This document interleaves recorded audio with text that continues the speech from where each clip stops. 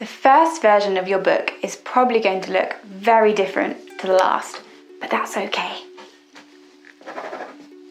Editing what you've written means you can create the best possible finished book you can, just like the professional authors do.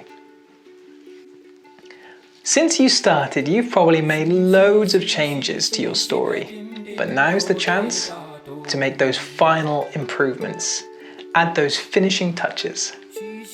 Like putting icing on a cake. You can mark your writing like your teacher would mark your homework. Also, a brave thing to do is to let other people read your writing before it's finished.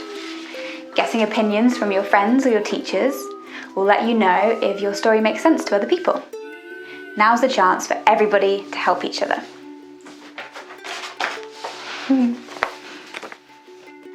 By the end, you're going to have something that you can be really, really proud of. All of your hard work will pay off, and you'll have something that you can hold on to forever. We can't wait to read your books.